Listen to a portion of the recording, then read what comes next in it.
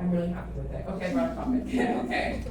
But recognizing, I don't know if I said this to this class, but if you walk in Odette and the elevator, you can actually see the vision, mission, values for the school. Have you guys seen that? Yes.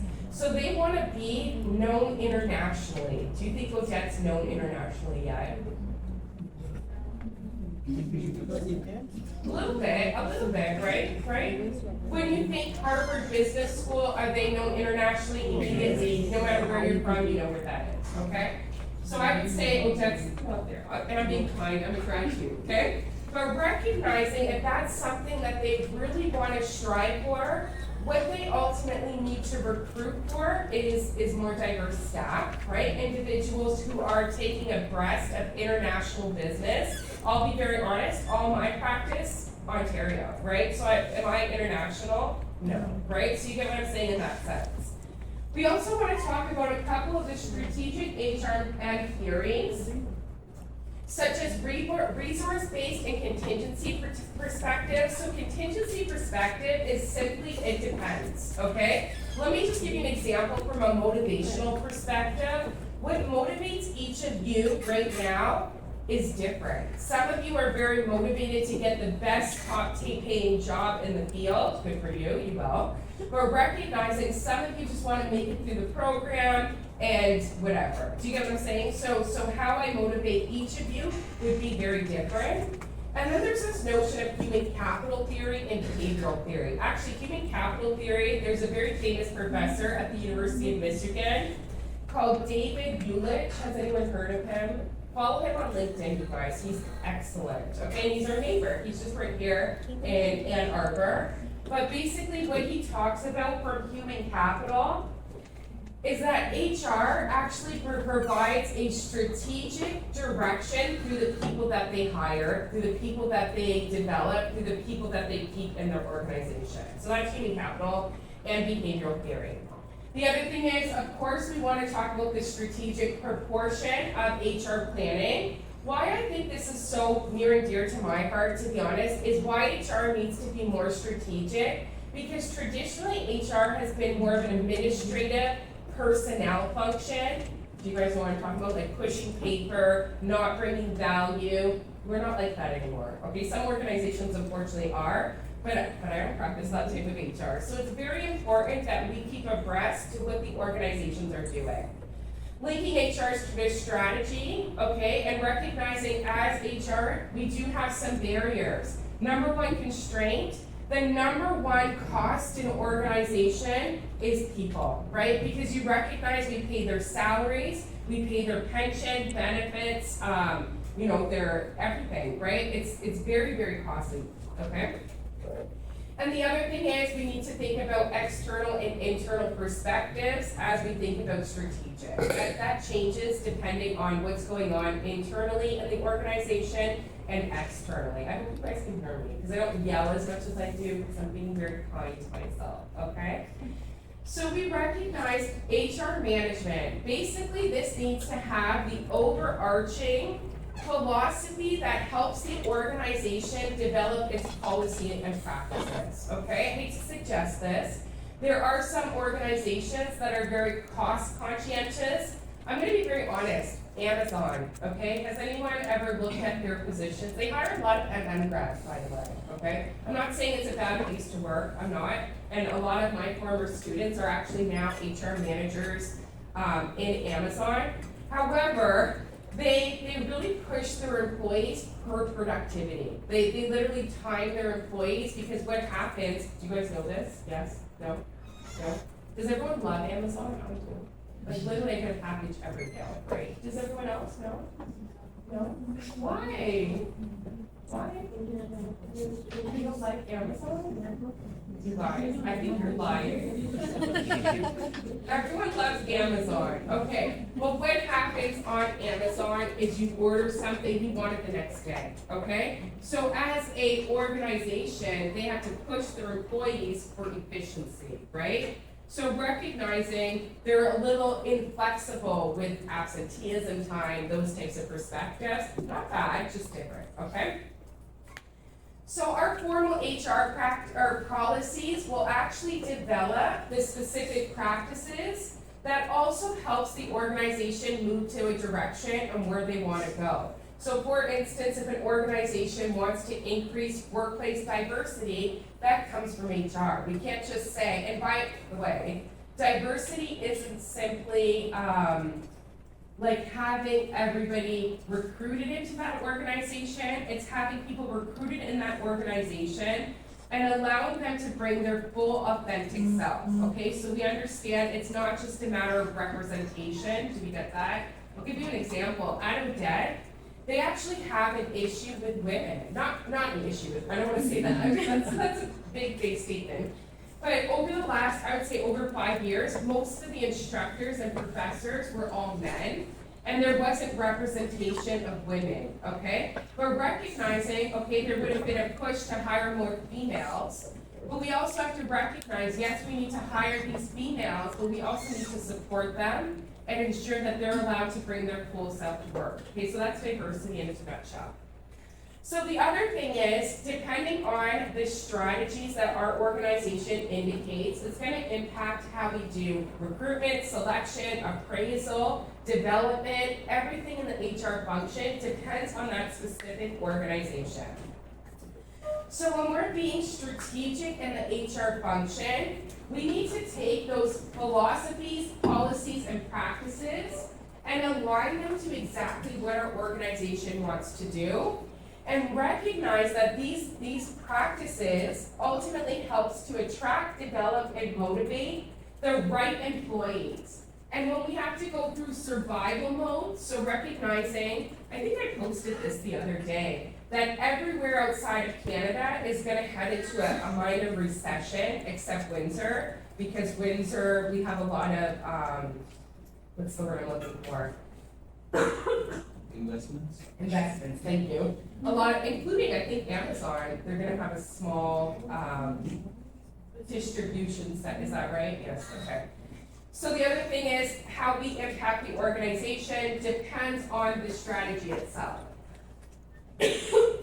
So HR hasn't been always this way, I'll be honest. It's been moved in that direction a little bit later. But we also recognize the implementation of high performance HR. Are you all taking high performance management with Ted Boggs? Excellent, okay? He's actually, it's funny because I was in a meeting with him one day and he's like, I'm not an HR practitioner. But he's actually a organizational psychologist. So this type of work is his world. Do you know what I mean? But we need people, I don't want to say like him, to actually bring that work to HR practice. Do you get what I'm saying in that sense? Okay. Because at the end of the day, it's the HR professionals doing those work day in and day out. Okay. So it's important that those two worlds align, and we're definitely getting there. Okay, resource-based view. This is ultimately recognizing that each organization has various resources that gives them a competitive advantage, okay? Organizational culture can be a competitive advantage. Why? You have the right people wanting to come to your organization. However, in order for it to be competitive, it needs to be valuable, it needs to be rare, and it also needs to be very difficult to intimidate or substitute. How is the best way to do this is through our people. Because we recognize, let me give you an example. When you walked into this program, this is your last semester, right, everyone? No? Second semester? Third semester. Second last. How many, you have 4 semesters? Okay, so you're in your 3rd semester, everyone? So you have 1 more? No, last. Who's in your last? Who still has a semester to go? Okay, but you're all well into the program, right? Would you all suggest and agree with me that by doing this program, you've changed a little bit? In a good way? No? Yeah. No? No? A little? Do you guys like the program? You can be honest. No? Why? I'm gonna sit down. Why don't you like that? আমাদের কিছুই শিখি না। Yes?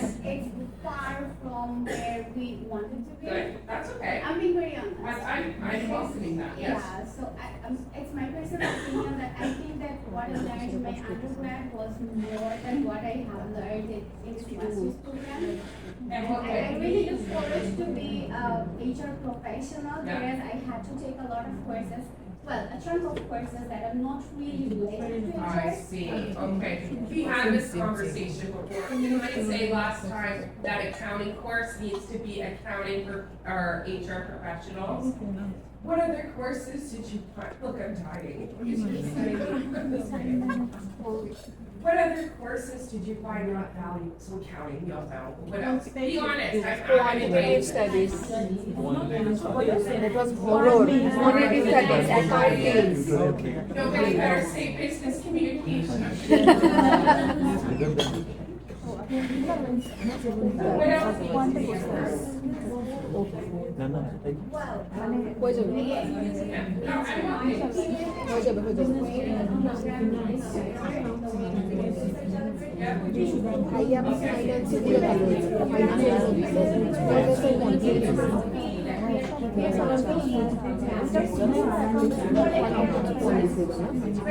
যাবে So spoon feeding for a master's student, not really. Has anyone said to you all as master's students, you're actually not students, you're colleagues? You don't feel that? No professor That was me. I'm just kidding. But you are equal. That's why I actually teach. So I teach all programs. So I teach undergrad, I teach MBA, MLM, etc. And I invited you all out for Friday, right? I would never do that with an undergrad. It would be completely inappropriate, okay? But you are master level students, and 1 year you will be my HR colleagues, right? You don't feel that? Okay. We'll change that in this environment. But you are, because here's the thing, when you're doing your master's, and actually I even say sometimes senior level students, right? So 4th year, next year you're professionals. You are going to get a job and you are expected to do that work, right? So nobody should be treating you like kindergartners, right? Because nobody will do that in the real world.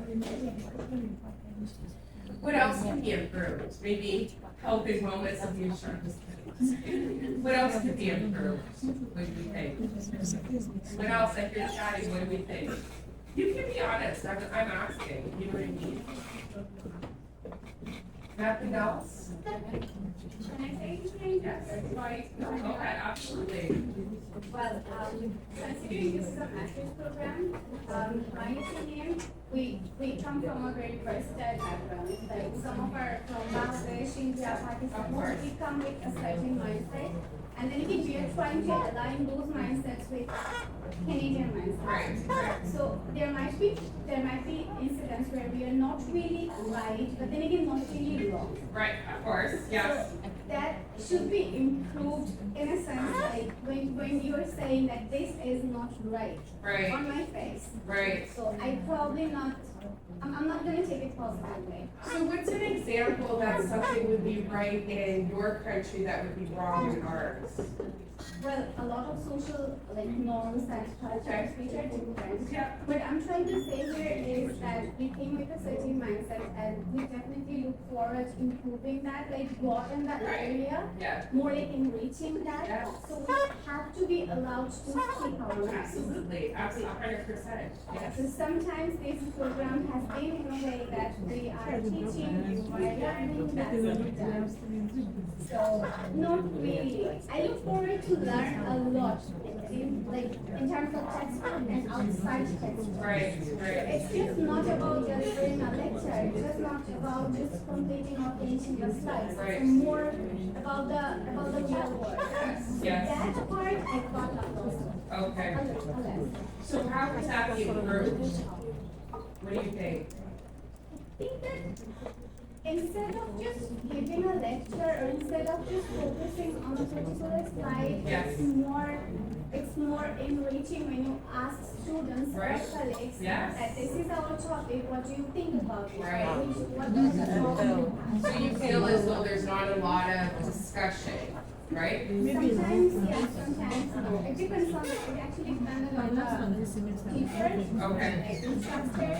Yes. And there are courses very, if we want to talk about anything, we have to raise our hands like this and we have to be recognized. Right. I personally, it was more like if I want to say something, let me say Yeah, of it. course. Why It's not? like, you might not have seen me raising my hand Right. ever when I had an opinion. Right, So yes. just Acknowledge that. acknowledge Yeah. that, wall of it. Yeah. You agree? Yes. So in my own opinion, I think it's too much book work. Okay. Let us do like hands-on, like Yes. maybe like co-op or Right. Yes. something that we can really do that Yeah. can really be beneficial to us, not coming to class, do a Right. lot of assignments, reading, and Yeah. that we might not even apply in the real world. Right, so more of that experimental learning that allows you to actually do things, okay, good, yes. Yes.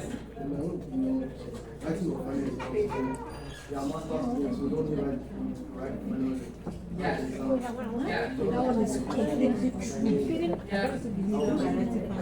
So you know what, I hear a lot of complaints from finance and stuff, which I appreciate. Yes. I wonder if part of this class though, I think that is to maybe apply what you learned in finance and bring it to HR, right? So for, I'll give you an example. Don't be mad, but let me give you an example, like when you cost out benefits, right? Is that something you'd like to see done?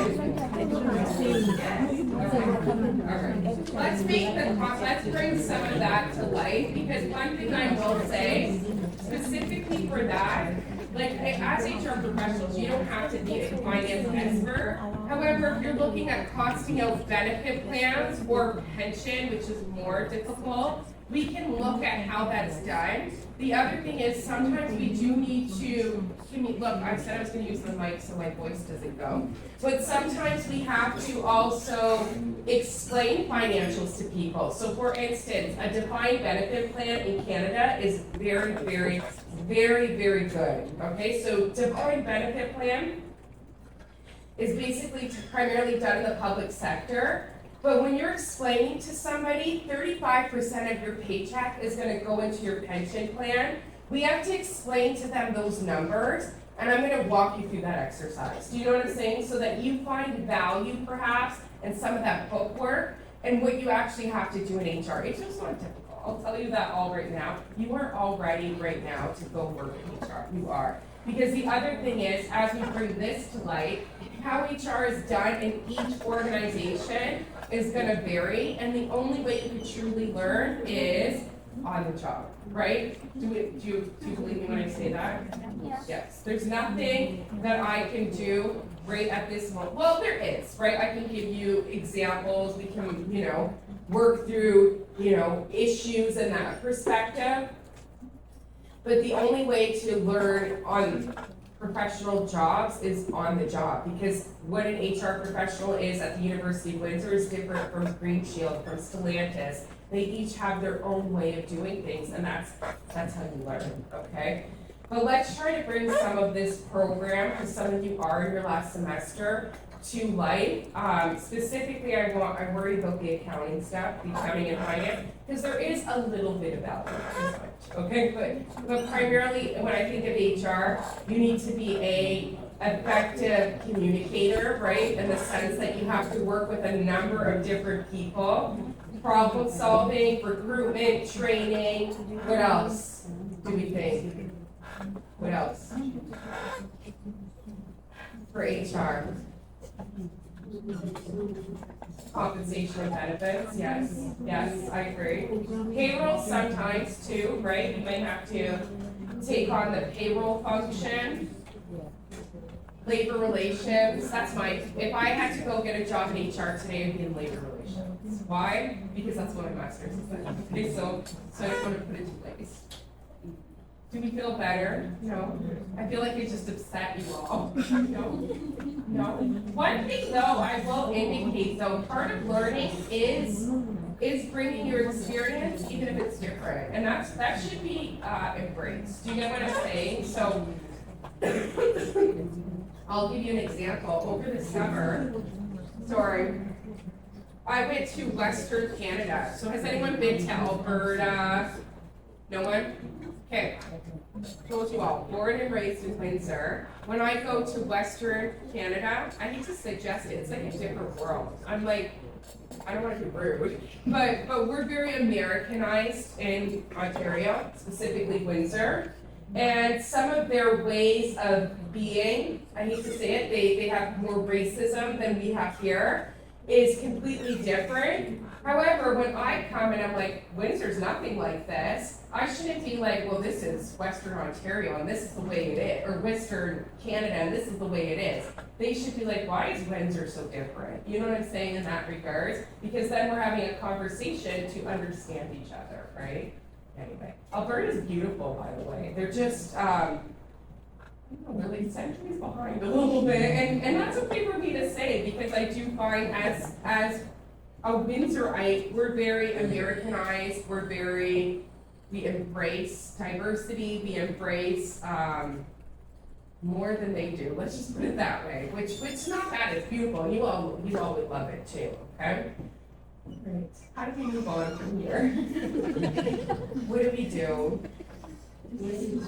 It sounds like though, I feel like what I'm hearing is you want the content to come more to life, right? And you want it to feel as though you're bringing more skills out of this, right? Okay. There's different ways we can do that. Okay. Yes. But I designed this course, so we did lecturing for the first 6 courses, and then we did everything else. And we do have some good guest speakers coming. Are you guys excited about that? Stellantis, OPS, although I have to work with OPS because they want to do it virtually, and I don't want them to do it virtually, so I might switch them out if that's okay. Is there another company that we're interested in hearing from? Amazon? They're going to be nice. What about an Amazon? Have you guys heard the grads come talk about Amazon? No? No. All right, I'm going to like that. They own me, so they have to come. I'm just kidding. But yeah, maybe Amazon, I'll contact, I can't make promises, obviously, but I think that would be a good one, because they hire a lot of our grads. Do you guys know that? No? I work for Amazon, they pay well, right? But we don't talk about that. I'm telling you, I can name like 6 students from within the last 2 years who went to Amazon, and then they progress, right? No? No? All right, a lot of them also work in the public sector, but that's probably because I talk about it so much. But anyway. All right, I don't know where to go from here. Should I continue our lecture or should we continue talking? What do we think? Continue the lecture? Okay. Good, thank you.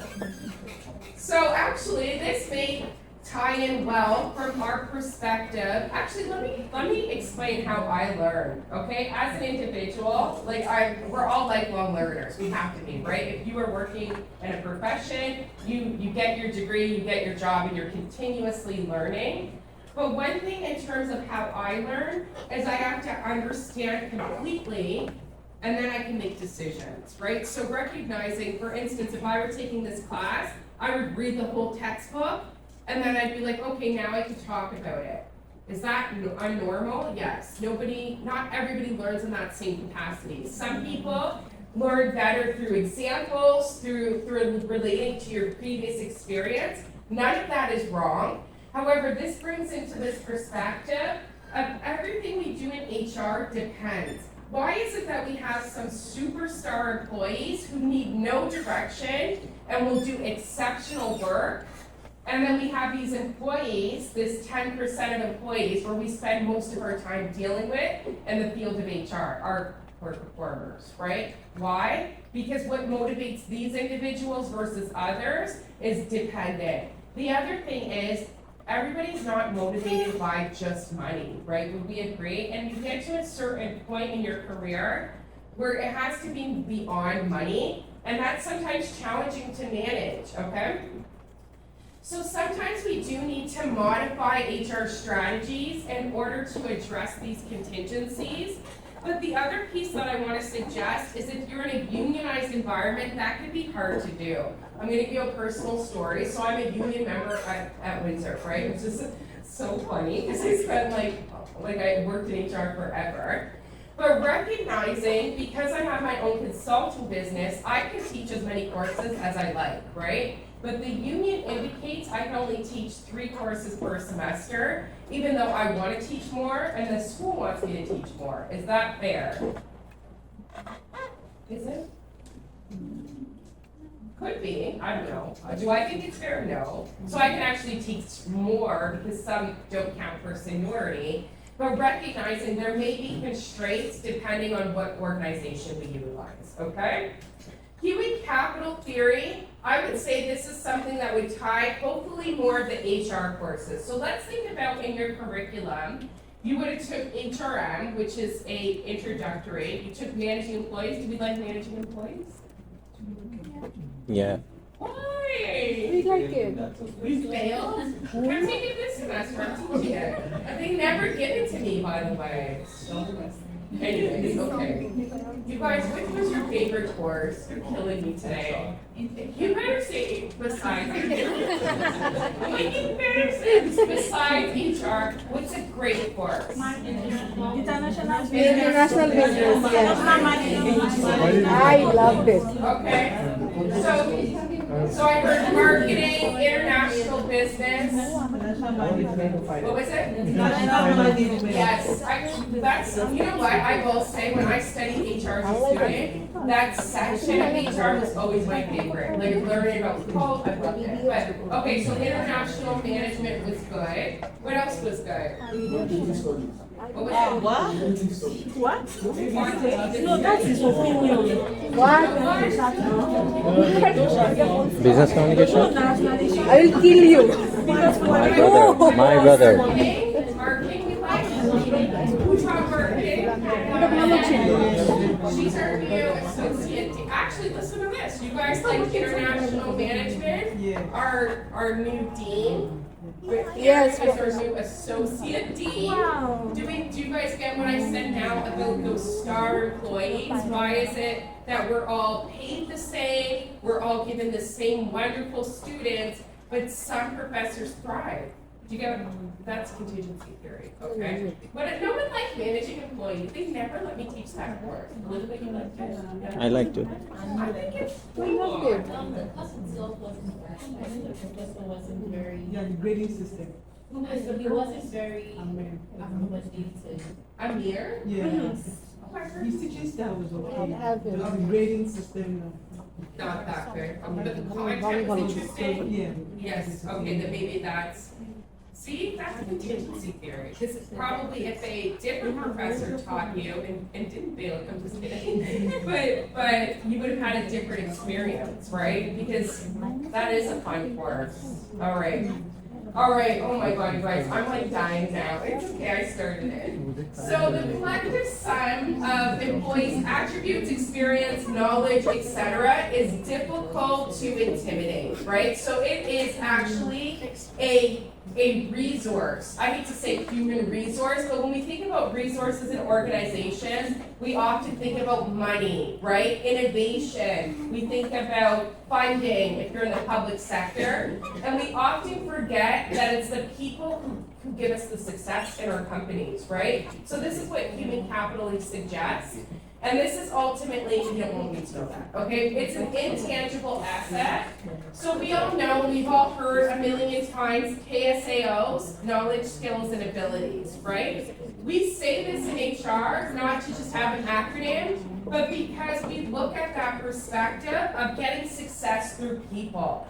So when we have human capital, it's the knowledge that they have. So the education, you're all walking into organizations with that master's degree, but then you need to know the organizational knowledge, how to be successful in that specific career. So when I say to you all, look, my voice hurts. When I say to you all, the only way to learn is on the job, that's why. That organizational knowledge is fundamental. Your master's degree is also fundamental. Don't discount that.